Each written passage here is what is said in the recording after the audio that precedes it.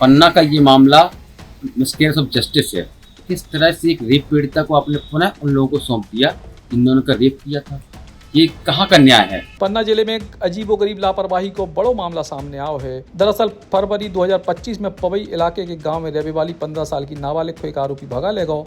Police ने मामला दर्ज करके उसको छतरपुर से गिरफ्तार करे। नाबालिग के बयान के आधार पर पॉस्को एक्ट के तहत अपराध दर्ज करके आरोपी को जेल पहुंचाओ, लेकिन पीड़िता से नाराज परिजन उसको घर में धरने को तैयार नहीं भये।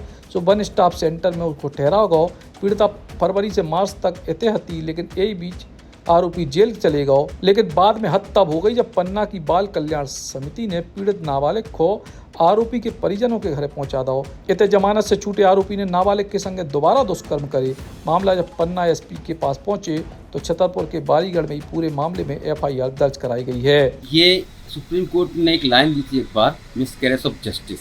पन्ना का ये मामला मिसकैरेज ऑफ जस्टिस है। किस तरह से एक रेप पीड़िता को आपने पुनः उन लोगों को सौंप दिया जिन्होंने उनका रेप किया था, ये कहाँ का न्याय है। इसी को बोलते हैं मिसकैरेज ऑफ जस्टिस। उसके बायलॉज में लिखा है सीडब्ल्यूसी की, जो भी व्यक्ति किसी राजनीतिक दल के सदस्य रहा हो वो इस पर सदस्य नहीं बन सकता। पर इसमें कई सदस्य ऐसे हैं जो राजनीतिक दलों से संपर्क रखते हैं। उस रेप पीड़िता नाबालिग को, जो कि पॉस्को एक्ट के अंतर्गत एक बार मामला दर्ज हुआ था, उसके बाद उस बच्ची को पुनः उन्हीं लोगों के पास भेज दिया गया, रेप के आरोपी के पास भेज दिया गया, जिससे उसका पुनः बलात्कार हुआ। मतलब बलात्कार किसने कराया, सीडब्ल्यूसी ने कराया, शासन ने कराया, किसने कराया, उनके खिलाफ भी कार्रवाई होनी चाहिए। लड़की गिरफ्त में है, मतलब एक प्रकार से कहा जाए कारावासी काट रही है वन स्टॉप सेंटर में, क्या कहेंगे।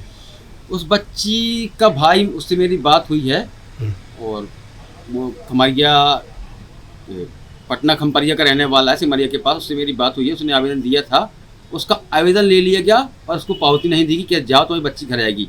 3 माह से बच्ची बंद है, उसका पिता नहीं है बच्ची का, उसकी माता और भाई है। भाई दिल्ली में काम करके घर गुजारा करता है, तो ना उसकी बच्ची को वहाँ सौंप रहे हैं। एक कैद में बच्ची को डाले हुए हैं और उसका हमें तो लगता है तीसरी बार बलात्कार कराने की तैयारी कर रहे हैं लोग।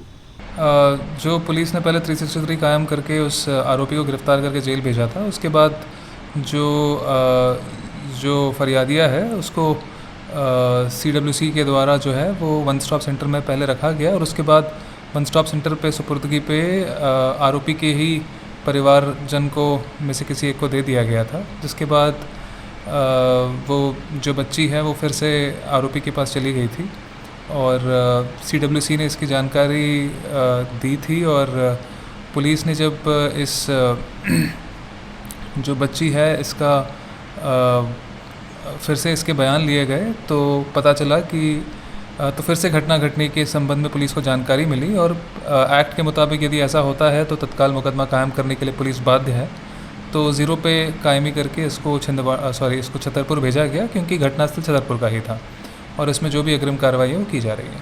सर, कहीं ना कहीं बाल कल्याण समिति की गलती है कि दोबारा उसी आरोपी के यहाँ भेज दिया, फिर बलात्कार कर दिया। हाँ, ये जांच का विषय है। इसके संबंध में हमने प्रशासन को सूचित किया है, तो जैसा होगा वैसे अग्रिम कार्रवाई की जाएगी।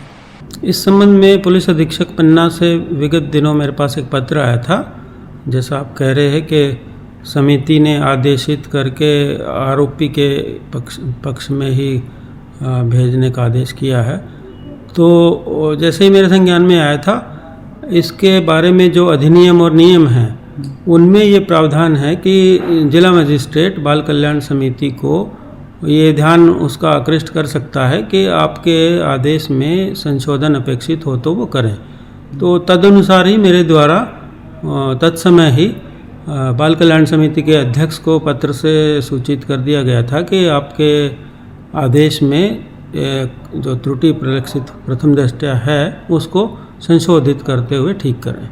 ये पूरे मामले के बाद पन्ना जिला प्रशासन के अधिकारी में हड़कंप है। अधिकारी कैमरे के सामने बोलने को तैयार नहीं है, लेकिन बड़ी बात यह है जिनसे न्याय की उम्मीद थी उन्हीं ने इन नाबालिग पीड़िता के संगे अन्याय कर दो। अब अपने सपनों की पढ़ाई कीजिए अपने ही शहर के पास। सागर शहर से मात्र 12 मिनट की दूरी पर स्थित है ज्ञानवीर विश्वविद्यालय, जहां आपको मिले सुविधाजनक बस सेवा, आधुनिक कैंपस इंफ्रास्ट्रक्चर, अनुभवी शिक्षकगण और एक उज्जवल करियर की गारंटी।